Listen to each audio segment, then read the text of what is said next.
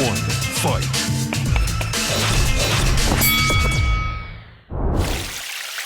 안녕하세요. 박종원의 경제한방입니다. 이 최근 들어서 워낙 물가가 많이 뛰니까 연준이 실패한 거 아니냐 이런 책임론까지 나오고 있는 상황인데요.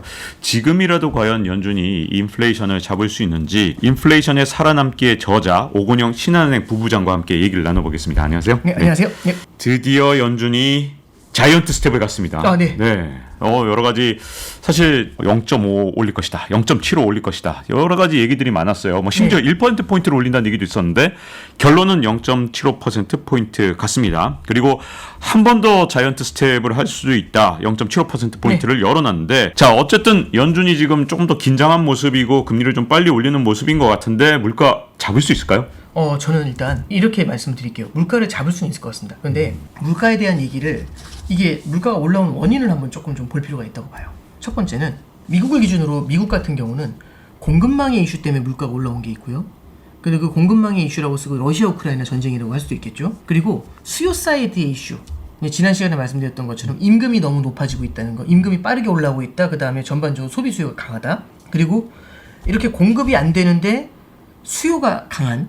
그러다 보니까 물가가 오르고 이걸 갖다가 방어를 해주는 게 연준인데 연준조차 아니했었다는 거죠. 이 삼박자가 맞으면서 거대한 인플레이션을 만든 거예요.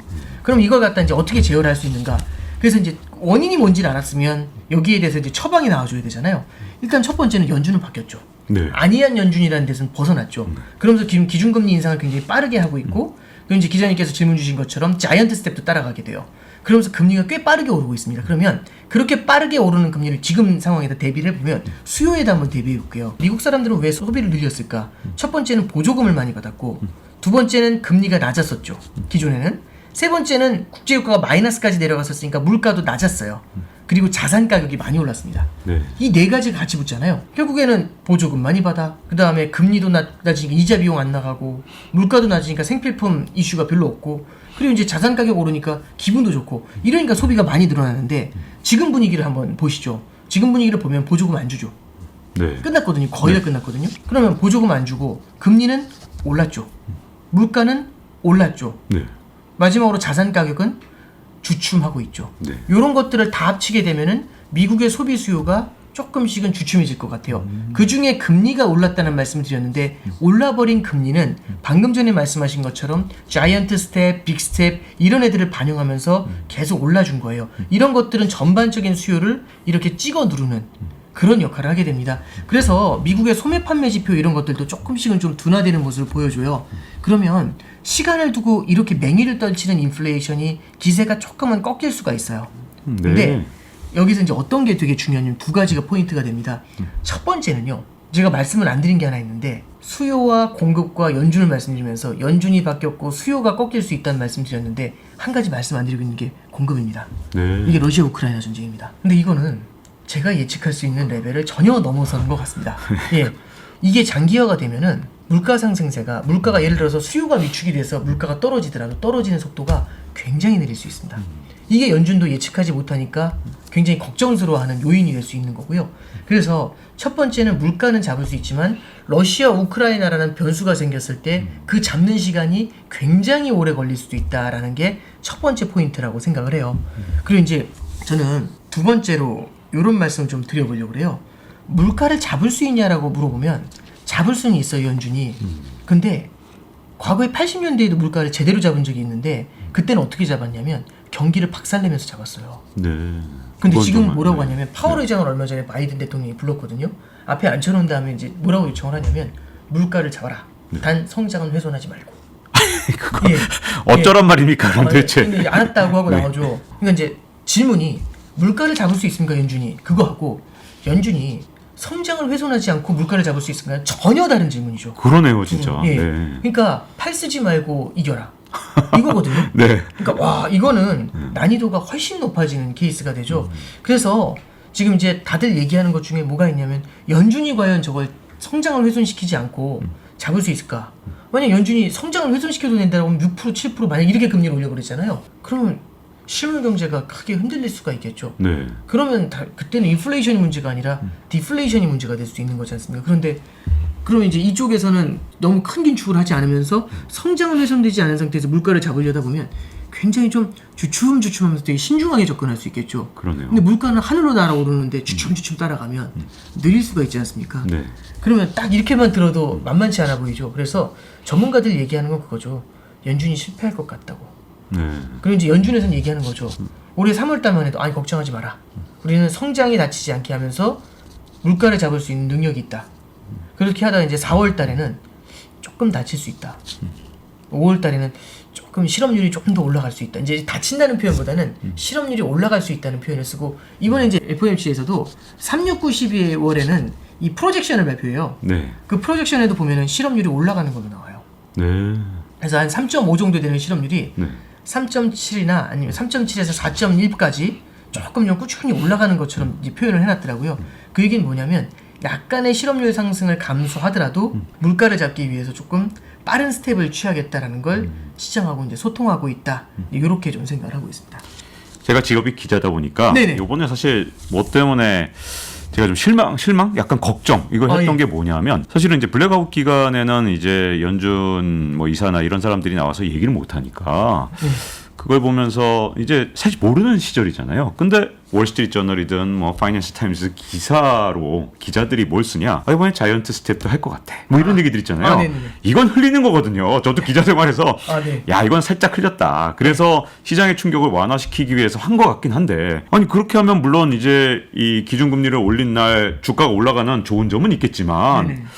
이게 문제가 뭐냐 제가 생각하기엔 네. 시장이 예상하지 못한 충격을 줘야 가끔은 물가 정말 들썩들썩할 때 기대 인플레이션 꺾어주려면 충격을 한번 줘야 될 필요가 있는데 땡 하고 치면 좀 도움이 되잖아요. 물가를 잡는 데는 네. 빠르게. 그 대신 시장 안정을 택하려면 이제 기자한테 슬쩍 흘리는 거겠죠. 네, 그렇죠. 그래서 저는 요번에 흘렸다고 보고 있고 네. 그건 본인들이 당장 오늘 요건 안 먹고 내일도 요거 안 먹겠죠. 왜냐면 뭐 잠깐 이제 주가가 잠깐 올라가면 대신 물가를 잡는 건 훨씬 더 어려워지는 게 아니냐. 똑같은 예를 들어 0.75 올려도 시장에서 0.25라고 베이비 스텝이라고 생각할 때 0.75 올린 거랑 기자들한테 흘린 거랑은 분명히 차이가 있다고 보거든요. 그러니까, 이게 좀 걱정입니다. 그래서 저도 공감하는 면은 굉장히 많고요. 그 이제 흘렸다 안 흘렸다는 뭐 사실 팩트를 그건 뭐 체크할 정확히 수는 없는데 모르지만 예를 들어서 이제 월스트리트 저널에서 이제 그 보도가 나오면서 골드만삭스부터 해서 이 IB들이 다 이제 75bp 인상으로 다 전환을 하잖아요. 네. 그래서 이제 흘렸다라는 게 조금 좀 설득력 있게 들리는 그런 상황이 제 경험으로는 흘렸을 가능성이 굉장히 크다고 봅니다. 제 기자 생활. 저도 이게 뭐 팩트 체크가 된 게 아니라서 팩트는 아니지만, 말씀이 네. 조심스럽긴 한데요. 근데 네네. 다만 이건 있는 것 같아요. 이게 연준에서도 놀래키더라도 좀 적당히 놀래키려고 하는 거. 그러니까 이게 아까 말씀드렸던 것처럼 물가는 잡는데 성장을 훼손하지 않으면서 잡아야 된다는 그 부담감이 항상 존재하는 것 같아요. 그래서 서프라이즈 파티를 해줘야 되는데 서프라이즈 샥을 주는 것에 대해서는 굉장히 신중한 것 같습니다. 그러니까 샥을 주더라도 충격을 주더라도 뭔가 좀 이렇게 괜찮지 안 아파. 그러니까 뭐냐면 어렸을 때 이제 주사 놓으면 이렇게 주사 놓을 때 이제 누나들이 안 아파하면서 놓는데 엄청 아프잖아요. 약간 그렇죠. 좀 그런 느낌인 거죠. 안 아파라는 얘기도 사실 놓기 전에 얘기하잖아요. 네. 그러니까 이제 어떻게 해서든지 조금이라도 좀 완충 장치를 주려는 그런 느낌은 좀 주는 것 같아요. 그게 아니면 시장이 너무 한 번에 얼어붙는 것들 그게 무서운 것 같습니다. 참고로 말씀드리면 이제 2018년도에는 이제 기준금리를 4번 올렸거든요. 근데 연초에는 2018년도 초에는 기준금리를 많아야 2번, 뭐 진짜 많으면 3번 이런 식으로 이제 생각을 했는데 4번 인상을 해요. 2018년도 12월 달에. 네. 그때 이제 어떤 일이 벌어지냐면 다들 시장이 방심하고 있는데 마지막까지 기준금리를 올리니까 그러면서 뭐라고 얘기하냐면 아직 한참 멀었다. 내가 생각하는 목표치까지 도달하려면 파프롬이라는 표현을 써요. 아 기억납니다. 그 파프롬에 정말 난리가 났었죠. 2018년 10월에. 네. 그러면서 이제 시장이 난리가 나죠. 네. 그러니까 그럼 이제 거기까지 그러니까 시장이 깜짝 놀라는 거잖아요. 그랬더니 이제 회사채 시장이 무너지기 시작을 해요. 그러면서 연준이 이제 기준금리 인상을 포기하고 기준금리 인상에 대해서 인내심을 갖겠다 하면서 오히려 이제 2019년도에는 기준금리 인하로 돌아서게 되죠. 그래서 그때 파월 의장이 결국 이 거대한 텐트럼에 대해서 이 거대한 발작에 대해서 굉장히 부담스러웠던 그 기억은 있는 것 같아요. 네. 그러니까 너무나 민감한 시장이다라는 걸 알고 있으니까 무언가 센 걸 던지면서도 이렇게 최소한으로 좀 어루만져 주려는 그런 부분은 분명히 좀 존재하지 않나 싶습니다. 이제 말씀하신 대로 이제 안 아파 이러면서 이제 일종의 그렇죠. 주사를 놓는 그런 거라면 근데 아프단 말이죠. 그러다 보면 이제 궁금한 건 이제 금리를 어디까지 올릴까. 예. 그리고 그렇게 되면 긴축 같은 걸 걱정해야 되나 이런 것들이 이제 올 연말 내년에 굉장히 긴축을 계속 걱정하면 경기가 둔화돼서 또 네. 침체 온다. 이런 소리가 계속 나올까 봐. 네. 어떻게 보십니까 이런 상황? 일단 뭐 금리를 어디까지 올리냐, 지금 이제 시장에서는 금리 인상 확률로 보면 4%까지도 지금 열어놓고 있어요. 4%. 네, 내년이 되면 4%까지도 올라갈 수도 있다라고 시장에서는 좀 예상을 하고 있고요. 연준에서는 어쨌든 3.5% 가까이 이제 금리가 올라가는 게 맞을 것 같다, 연말까지 뭐 그런 얘기를 하는, 이제 이게 지금 현재는 마치 컨센서스처럼 돼 있습니다. 네. 근데 아시겠지만 이 컨센서스가 계속 바뀌었어요. 점점 위로 올라가거든요. 네. 왜냐하면 꺾이지 않는 물가 때문에 그렇습니다. 근데 꺾이지 않는 물가도 문제지만, 이게 물가가 높은 수준에서 오랫동안 유지가 되게 되면 사람들의 마음속에 기대 인플레이션이라는 게 생겨나게 돼요. 그럼 그 기대 인플레이션이 생겨나면은 미래의 소비를 갖다 현재 땡겨서 해버립니다. 물가가 오르기 전에 사야 되거든요. 그러면 현재 있는 물가를 더욱더 강하게 만드는 문제가 생겨요. 그래서 이번에도 이제 파월 의장도 이 기대 인플레이션을 잡아야 된다라는 얘기를 하는 거고, 아까 전에 라가르드 총재가 아니 유가가 올라서 우리는 유가 때문에 물가가 오른 거라서 우리는 미국하고 다르다 이렇게 얘기했던 라가르드 총재도 기준금리 인상을 예고하면서 하는 얘기가 기대 인플레이션을 잡아야 됩니다. 그 얘기를 해요. 그렇죠. 그러니까 이제 기대 인플레이션에 대한 얘기가 나온 거잖아요. 그러면서 이제 이번에 파월 회장이 기자회견 때 뭘 얘기하냐면, 사람들이 오해하시는 게 있는데 우리는 헤드라인 물가를 본다라는 얘기를 해요. 헤드라인 물가가 뭐가 있냐면 핵심 물가라는 게 있고 헤드라인 물가라는 게 있습니다. 헤드라인 물가가 그냥 우리가 그냥 만나는 물가 8.6% 올랐다고 하죠. 그게 이제 헤드라인 물가고 전체 물가입니다. 핵심 물가라는 거는 거기서 유가, 에너지 가격하고 식료품 가격을 뺀 게 핵심 물가잖아요. 근데 이제 파월 의장이 얘기한 게 그거죠. 아니 사람들이 현실에서 체감하는 게 핵심 물가인가 아니면은 헤드라인 물가냐? 헤드라인 물가죠. 왜냐하면 먹고 사는데 네. 제일 필요한 걸 빼서 사실 그렇죠. 저는 불만이 많아요. 예를 들어 이런 거죠. 그냥 네. 설문조사를 해도 물가가 올라가는 거 어디서 체감하십니까? 물어보면은 어우 주유소 보세요. 아 그거 일단 빼고 에너지 빼시고, 아 저기 식당 가보시면 아 식료품 빼고, 지금 빼고 과일 가격이 아 과일 빼고, 차 떼고 포 떼고란 네, 말이 딱 그렇죠. 맞는 것 같아요. 네. 네. 그러니까 사실 사람들이 체감하는 물가가 너무 높으면 거기서 기대 인플레이션이 생겨나거든요. 예, 그럼 기대 인플레이션이 생겨나면 이게 답이 없습니다. 네. 그럼 어떻게 보면은 이 말씀해 주셨던 것처럼 물가가 굉장히 높은 상태인데 이 물가가 잡히면 금리 인상을 멈춘다? 이것도 될 수 있지만, 이 물가도 되게 중요하지만은 기대 인플레이션이 확실히 꺾였다, 다시 올라오지 않는다라는 확신을 가질 때까지는 기준금리 인상을 하면서도 높은 수준을 유지하게 되는 그런 현상이 나타날 것 같아요.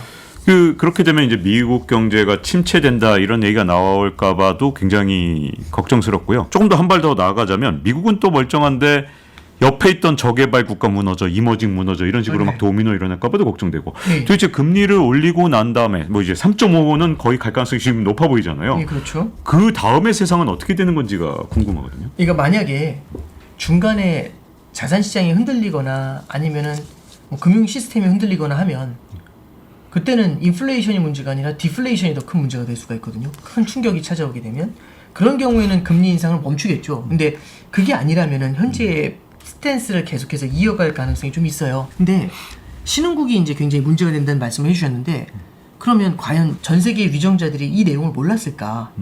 이게 사실은 과거에 비해서 뭐가 달라졌냐면 G20 같은 게 이제 전 세계 국가의 어떤 공조 체계가 강해진 건 맞는 것 같아요. 물론 무역이라든지 이런 데서는 자국의 이익을 위해서 티격태격하는 건 분명히 있어요. 갈등도 많고. 그런데 예를 들어 이런 게 있습니다.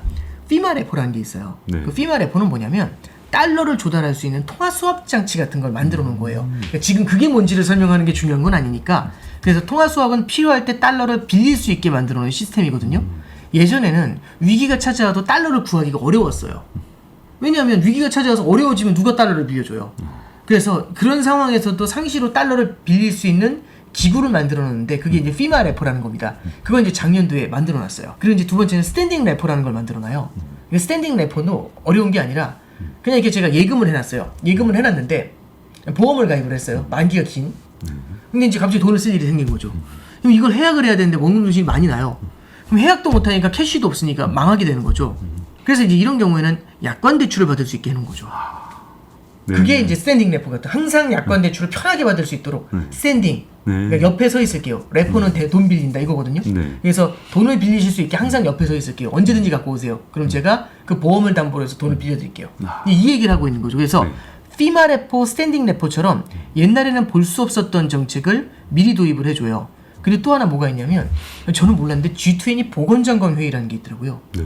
보건장관 회의가 뭐냐면 이게 그 각 국가들이 모여가지고 백신 어떻게 되니 이제 이런 얘기하는 거죠. 그러니까 아시겠지만은 이게 코로나라는 것 자체가 특정 신흥국에서 너무 많은 사람들이 사망을 하고 너무 이 질병이 깊어지면 변종 바이러스가 생겨나면서 또 전 세계 한번 휘젓고 또 휘젓고 하잖아요. 이런 게 이제 굉장히 큰 문제가 되다 보니까 결국에는 이제 G20 보건장관 협의체에서 뭐가 만들어지냐면 신흥국에서는 보건에 있어서도 약간 차별화가 되는 거잖아요. 그러니까 선진국은 더 많은 백신을 받는데 신흥국은 그러지 못하니까 백신을 갖다가 신흥국에 많이 공급해줘야 된다.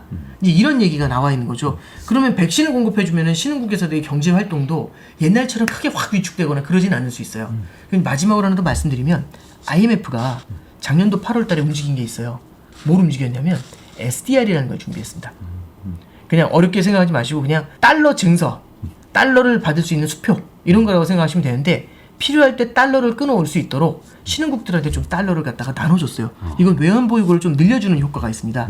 그래서 이제 말씀드렸던 것처럼 레포라는 거, 피마든 스탠딩이든 그래서 필요할 때 달러를 조달할 수 있는 루트를 하나 마련해줬고 그 다음에 보건장관 회의에서 백신을 공급해서 성장을 제고할 수 있게 해줬으며 방금 전 이제 마지막에 말씀드렸던 것 같은 그런 IMF에서의 SDR 지급 이런 것들은 신흥국들한테는 그래도 천군만마와 같은 거죠. 예방주사를 맞게 해준 겁니다. 그래서 과거보다 신흥국의 체력이 조금은 더 올라간 건 맞는데 네. 과거보다 금리도 세게 올라오죠. 그래서 사전에 어느 정도 준비가 된 건 팩트인데 네. 올라오는 속도가 너무 빠르니까 여기에 대해서는 다들 걱정하고 있는 건 맞습니다. 예. 이게 뭐 하나는 좋아졌고 뭐 하나 나빠져서 좀 헷갈리는 것 같은데요. 근데 이제 금리 인상 얘기에 이제 우리가 막 다 집중하다 보니까 요즘에 기사에서 사라진 게 있어요. 양적 긴축. 이것도 하고 있는 거 아닙니까? 네네. 지금 양적 긴축은 어떻게 되고 있고 이거 영향은 도대체 어떻게 되는 겁니까? 예, 양적 긴축이라는 게 이제 6월 달부터 시작이 되는데 네. 6월 1일부터 시작되는 게 아니라 채권이 만기가 되면은 만기가 되는 채권을 다시 사주지 않고 그냥 상환을 받아요. 네. 그러면은 상환을 받는다는 얘기는 채권을 주면서 그냥 시중에서 달러를 땡겨버리고 끝내버린다는 얘기죠. 그럼 중앙은행이 달러를 흡수하게 되는 거죠. 이렇게 양적 긴축이 진행이 돼요. 근데 그 첫 만기가 이제 중순 아마 오늘이나 어제 뭐 그 정도에 이제 도래했을 거예요. 그래서 네. 그게 이제 지금부터 이제 시작이 되는 겁니다. 네. 근데 양적 긴축이 이번 달부터 시작이 돼가지고 475억 달러씩 3개월을 한 다음에 950억 달러로 9월부터 전환이 돼서 그때부터 양적 긴축이 쭉 진행이 돼요.